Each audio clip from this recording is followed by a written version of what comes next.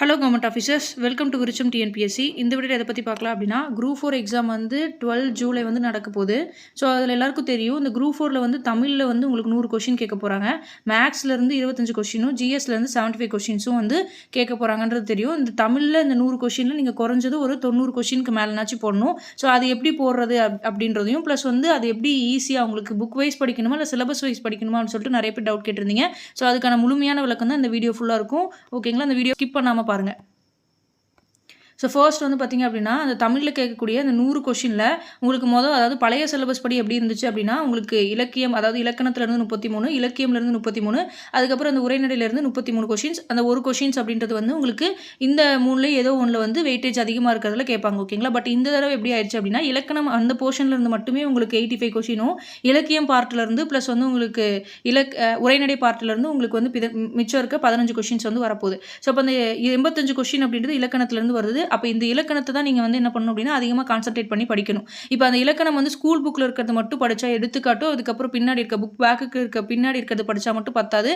அது எப்படி வந்துச்சு அப்படின்றது நீங்கள் மேக்ஸ் மாதிரி தான் இலக்கணத்தையும் வந்து பார்த்து அதுக்கான அந்த ரூலை வந்து நீங்கள் புரிஞ்சுக்கிட்டு அகாடமியில் இருக்க டெஸ்ட் சீரிஸோ இல்லைனா ஃப்ரீயாக கிடைக்கிற டெஸ்ட் சீரிஸோ வந்து நீங்கள் போட்டு ப்ராக்டிஸ் பண்ணால் மட்டும்தான் அந்த இலக்கணத்தில் வந்து நீங்கள் கரெக்டாக வந்து அந்த 85 கொஷின் அப்படின்றதுல 80 கொஷினுக்கு மேலே வந்து போட முடியும். ஓகேங்களா? ஃபஸ்ட்டு வந்து என்ன பண்ணுறீங்க அப்படின்னா, புக் வைஸ் இருக்கக்கூடிய இலக்கணம் எல்லாம் இருக்குது இல்லைங்களா? ஃபஸ்ட்டு ஓகேங்களா? இலக்கியமே நீங்கள் தொட வேண்டாம், இலக்கணம் மட்டும் எடுத்துக்கோங்க. 6th எடுத்துக்கோங்க. 6th ஃபஸ்ட் டைம் எடுத்துக்கோங்க. அந்த ஃபஸ்ட் டைமில் இருக்கக்கூடிய இலக்கணம் மட்டும். ஓகேங்களா? ஒவ்வொரு இயலுக்கும் பின்னாடி மொத்தம் ஒரு டேர்ம் அப்படின்னா 3 இயல் இருக்குது அப்படின்னா, அந்த 3வது இயல் 3 இயலில் கடைசியாக ஒவ்வொரு இயலுக்கும் பின்னாடி இலக்கணம் இருக்குது இல்லைங்களா? ஸோ அந்த இலக்கணத்தை படிச்சுட்டு பின்னாடி இருக்கக்கூடிய பிரித்தெழுதுகள் பின்னாடி இருக்கக்கூடிய அந்த மொழித்திறன் பயிற்சி அப்படின்னு சொல்லிட்டு கொடுத்துருப்பாங்க இல்லைங்களா? ஸோ அது ஃபுல்லாகவே வந்து என்ன பண்ணுறீங்க அப்படின்னா, 6வதுலேருந்து 10வது வரைக்கும் படிங்க போதும். ஓகேங்களா? 6வதுலேருந்து 10வது வரைக்கும் நியூவும், அதுக்கப்புறம் 6வதுலேருந்து 10வது வரைக்கும் ஓல்டு இருக்க புக்கும் வந்து வெறும் இலக்கணம் மட்டும் ஃபஸ்ட்டு படித்து முடிச்சிருங்க. அதுக்கப்புறம் நீங்கள் என்ன பண்ணுறீங்க அப்படின்னா, சிலபஸ் வைஸ் ஓகேங்களா? ஃபஸ்ட்டு புக் வைஸ் இருக்கக்கூடிய இலக்கணம் மட்டும் நீங்கள் ஃபுல்லாக முடிச்சுட்டு அதுக்கப்புறம் நீங்கள் என்ன பண்ணுறீங்க அப்படின்னா, சிலபஸ் வைஸ் எடுத்துக்கோங்க. சிலபஸ் வைஸ் எந்தெந்த கொஷின் எங்கெங்கே இருக்குது அப்படின்றதுக்கான பிடிஎஃப் நான் ஆல்ரெடி வந்து குரூப்பில் சென்ட் பண்ணியிருந்தேன், டெலகிராம் குரூப்பில் சென்ட் பண்ணியிருந்தேன். சுரேஷ் அகாடமி ஆல்ரெடி போஸ்ட் பண்ணியிருந்தாங்க. ஓகேங்களா? ஸோ எந்தெந்த லெசனுக்கு பின்னாடி அதாவது எந்தெந்த இலக்கணம் டாபிக் வந்து எந்தெந்த புக்குக்கு பின்னாடி இருக்குது அப்படின்றது வந்து அவங்க ஆல்ரெடி கொடுத்துருந்தாங்க. ஸோ இதுக்கான பிடிஎஃப் வந்து நான் டெலகிராம் சேனலில் அப்லோட் பண்ணியிருக்கேன். வேணுங்கிறவங்க யூஸ் பண்ணி பார்த்துக்கோங்க. ஸோ இந்த மாதிரி வந்து பார்த்திங்க அப்படின்னா சிலபஸ் வைஸ் ஓகேங்களா? ஃபஸ்ட்டு புக் வைஸ் படித்து முடிச்சுட்டு அதுக்கப்புறம் நீங்கள் என்ன பண்ணுறீங்க அப்படின்னா, சிலபஸ் வைஸ் எடுத்துக்கோங்க. அதாவது நம்ம ஸ்கூல் புக்கில் வந்து எங்கெல்லாம் இருக்குது அப்படின்னா பின்னாடி இருக்கும். ஓகேங்களா? ஒவ்வொரு லெசனுக்கும் பின்னாடி ஒவ்வொரு இயலுக்கும் பின்னாடி வந்து உங்களுக்கு பிரித்தெழுதுக அப்படின்றது வந்து கொடுத்துருப்பாங்க. ஸோ அந்த மாதிரி இருக்கிற எல்லா இதில் இருக்கக்கூடிய பிரித்தெழுதுகளையும் முடிங்க. இது இல்லை அப்படின்னா உங்களுக்கு வந்து என்ன பண்ணுறீங்க அப்படின்னா, ஏதோ ஒரு அகாடமி மெட்டீரியல் இது உங்களுக்கு கஷ்டமாக இருக்குது அப்படின்னா தொகுத்து கொடுத்துருப்பாங்க. ஓகேங்களா? அதாவது எக்ஸாம்ஸ் டெய்லி ஓகேங்களா? இது ப்ரொமோஷன் எதுவும் கிடையாது. நான் பார்த்தேன் உங்களுக்கு அந்த புக் கரெக்டாக இருந்துச்சுன்றதுனால சொல்கிறேன்.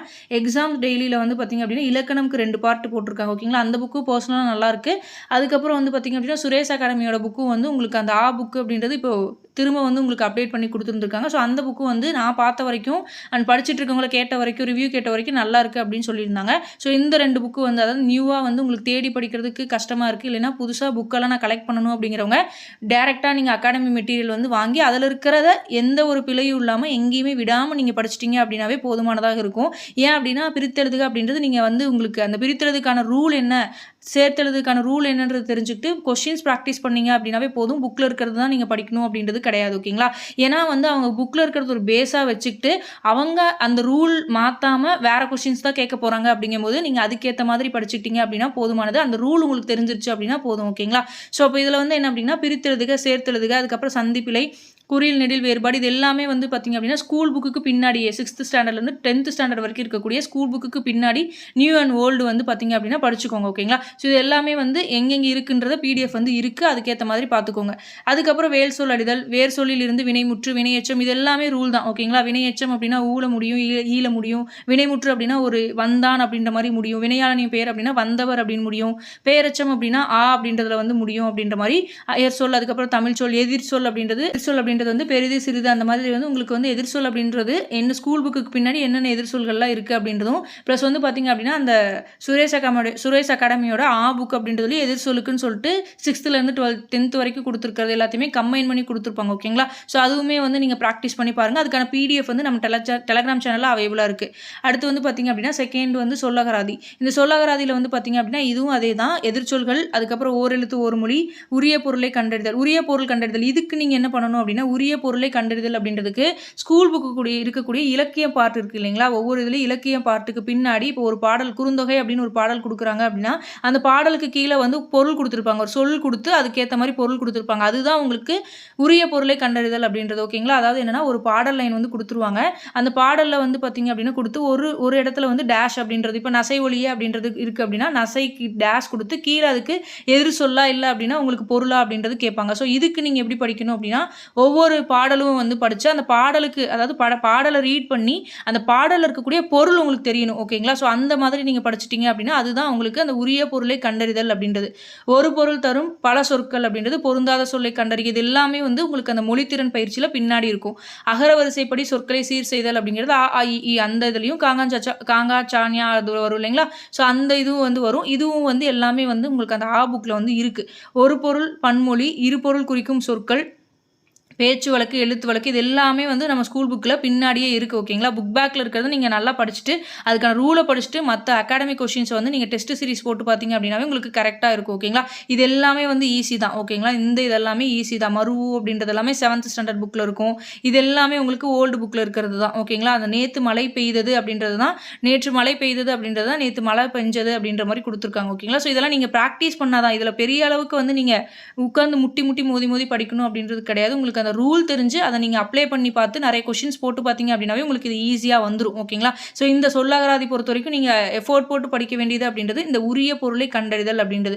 ஒவ்வொரு பாடலும் படிக்கிறீங்க, அந்த பாடலை வந்து பொருள் படிக்கிறீங்க. ஓகேங்களா, அந்த ஒரு பாடல் இருக்குது, சிலப்பதிகாரம் இருக்குது அப்படின்னா அந்த சிலப்பதிகாரத்தில் அந்த பாடல் லைனை ஒரு தடவை வாட்சி விட்டுட்டு கீழே இருக்கக்கூடிய சொல் பொருள் இருக்கும் இல்லைங்களா, புக் பேக்கில் வந்து சொல் பொருள் இருக்கும். ஒவ்வொரு பாடலுக்கும் பின்னாடியும் குறுந்தொகை ஆகட்டும், ஐங்குறு நூறு, 8 தொகை 10 பாட்டு நூல்கள் எல்லாத்துலேயுமே உங்களுக்கு ஒரு பாடல் கொடுத்துருக்காங்க அப்படின்னா அந்த பாடலுக்கு பின்னாடி சொல் கொடுத்துருப்பாங்க. ஸோ இதை மட்டும் நீங்கள் அழுத்தி படிச்சிட்டிங்க அப்படின்னா போதுமானது. மற்றது எல்லாமே நீங்கள் ப்ராக்டிஸ் பண்ணிட்டீங்க அப்படின்னா போதும். ஓகேங்களா, அடுத்து அழகு 3 எழுதும் திறன். இந்த எழுதும் திறன் வந்து சொற்களை ஒழுங்குபடுத்தி சொற்றொடர் இடத்தல், இது மட்டும் உங்களுக்கு கஷ்டமாக இருக்கும். இப்போ திருக்குறள் எடுத்துக்கோங்க, திருக்குறளில் வந்து வசையொலிய வாழாதாரே வாழ்வார் அப்படின்னு சொல்லிட்டு இருக்குன்னு வச்சுக்கோங்களேன், அதை அப்படியே திருப்பி கொடுப்பாங்க, வாழாதாரே வசையொலிய வாழ்வார் அப்படின்ற மாதிரி உங்களுக்கு வந்து திருப்பி கொடுப்பாங்க. ஓகேங்களா, ஸோ அந்த ஆர்டர் வந்து எது கரெக்டாக இருக்குது அப்படின்னு தெரியணும். அதுக்கு நீங்கள் என்ன பண்ணணும் அப்படின்னா அதே தான் 6th-லேருந்து 10th வரைக்கும். ஓகேங்களா, இது எந்த எல்லாமே SSLC ஸ்டாண்டர்ட் தான். 10th 12th வந்து போகிறதுக்கு வாய்ப்பு கிடையாது.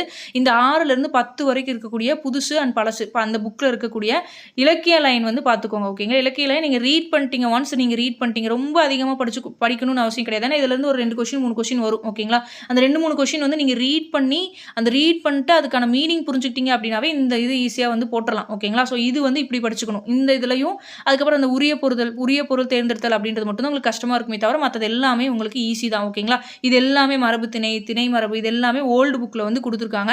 எங்கெங்கே இருக்குது அப்படின்றது நான் PDF வந்து டெலகிராம் சேனல் இருக்குது, நீங்கள் பார்த்துக்கோங்க. அடுத்து கலைச்சொற்கள், அதாவது அறிவியல், கல்வி, மருத்துவம், மேலாண்மை, சட்டம், புவியியல், தொழில்நுட்பம், ஊடகம், தகவல் தொழில்நுட்பம் உள்ளிட்ட பல்துறை சார்ந்த கலைச்சொல் அப்படிங்கிறது ஒன்றும் கிடையாது.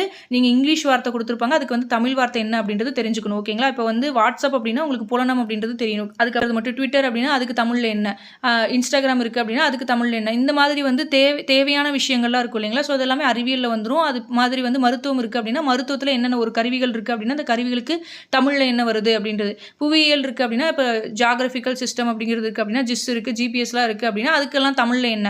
இந்த மாதிரி மீடியா ஊடகம் இருக்குது அப்படின்னா அந்த ஊடகம் ரிலேட்டடாக ஊடகத்தில் தான் வந்து உங்களுக்கு இந்த வாட்ஸ்அப், இன்ஸ்டா அந்த இதெல்லாமே சோசியல் மீடியா மற்றது எல்லாமே வரும். சமூக ஊடகங்கள் இதெல்லாமே இதில் வரும். ஸோ அந்த இதெல்லாம் வந்து தமிழில் எப்படி இருக்குது, இங்கிலீஷில் எப்படி இருக்குது, இதுக்குமே நீங்கள் பேஸ் வந்து என்ன அப்படின்னா ஸ்கூல் புக்கு பின்னாடி என்ன இருக்கோ அதை நீங்கள் படிச்சுட்டு தான் மற்ற கொஷின்ஸ்க்கெல்லாம் நீங்கள் பார்க்கணும். இதெல்லாமே வந்து உங்களுக்கு ஒவ்வாமை, அலர்ஜி அப்படின்றது எல்லாமே எதில் வருது அப்படின்னா மருத்துவத்தில் வருது. ஓகேங்களா, மரபணு ஜீன் அப்படின்றது உங்களுக்கு அறிவியலில் வருது.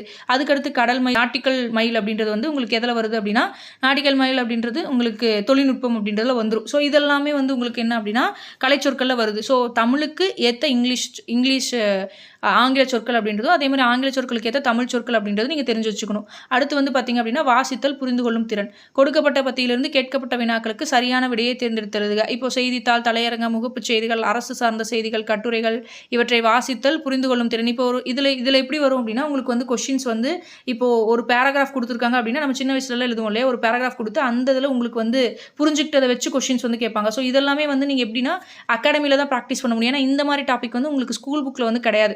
இப்போ இந்த இதில் ஸ்கூல் புக்கில் இருந்து கேட்கணும் அப்படின்னாலுமே இப்போ ஒரு குறுந்தொகையோ இல்லைனா ஏதோ ஒரு இலக்கியத்தை கொடுத்து அந்த இலக்கியம் உங்களுக்கு புரிஞ்சதை வச்சு அதுலேருந்து உங்களுக்கு கேட்கலாம். ஃபார் எக்ஸாம்பிள் சொல்லணும் அப்படின்னா 8 தொகையில் ஒரு பாடல் இருக்குது, 8 தொகை இல்லைனா குறுந்தொகை இல்லை ஐங்குறுநூறில் ஒரு பாடல் இருக்குது அப்படின்னா அந்த ஐங்குறுநூறில் அந்த இருக்கிற 4 லைன் கொடுத்துருவாங்க. அந்த 4 லைனில் நீங்கள் என்ன புரிஞ்சுக்கிட்டீங்களோ அதை வச்சு இப்போ தலைவன் தலைவி விட்டுட்டு போயிட்டாங்க, எந்த காலத்தில் வந்து சேர்ந்தாங்க, அந்த மாதிரி இருக்கிற கொஷின்ஸ் எல்லாமே நீங்கள் அந்த 4 லைனில் கேட்டு அதுக்கு ஆன்சர் சொல்கிற மாதிரி இருக்கலாம். ஓகேங்களா? ஸோ இதுதான் வந்து வாசித்தல் புரிந்து கொள்ளும் திறன். மொழிபெயர்ப்பு அப்படின்றது எல்லாமே மொழிபெயர்ப்பாக தான் நீங்கள் சொன்ன மாதிரி அந்த கலைச்சொற்கள் படிச்சிருந்தோம் இல்லையா? ஸோ அதே தான் மொழிபெயர்ப்பு. நீங்கள் தமிழில் கொடுத்துருக்கிறதுக்கு இணையாக வந்து தமிழ் சொற்கள் என்ன கொடுத்துருக்காங்க அப்படின்றதெல்லாம் உங்களுக்கு இந்த எளிய மொழிபெயர்ப்பு அப்படின்றதுல வந்துடும். ஓகேங்களா? ஸோ இதுதான் வந்து உங்களுக்கு இலக்கணம் பொறுத்த வரைக்கும் நீங்கள் அதிகமாக வந்து நீங்கள் படிக்கணும் அப்படின்றது, மற்றது எல்லாமே நீங்கள் ப்ராக்டிஸ் பண்ணணும். படிக்கணும் அப்படின்றது வந்து பொருளை தேர்ந்தெடுத்தல் அப்படின்றதுல நீங்கள் வந்து பாடல் கொடுத்துருப்பாங்க, அதுக்கு கீழே சொல் பொருள் அப்படின்றது கொடுத்துருப்பாங்க. ஓகேங்களா? ஸோ அது வந்து உங்களுக்கு இலக்கியம் உரிய பொருளை தேர்ந்தெடுத்தல். அதுக்கப்புறம் வந்து சொற்களை ஒழுங்குபடுத்தி எழுதுக அப்படின்றதுக்கு நீங்கள் இலக்கியம் படிக்கணும். ஓகேங்களா? ஒன்ஸ் நீங்கள் ரீட் பண்ணி அதுக்கான மீனிங்ஸ் வந்து புரிஞ்சுக்கணும்.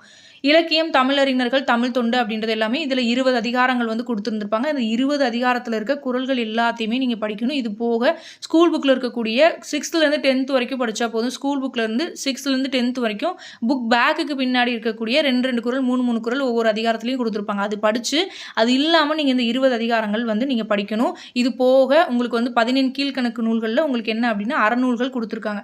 இந்த மேற்கோள்கள் அப்படின்றது என்ன அப்படின்னா ஒவ்வொரு பாடலையும் கொடுத்து இது எதிலிருந்து வந்திருக்கும் அப்படின்னு சொல்லியிருப்பாங்க.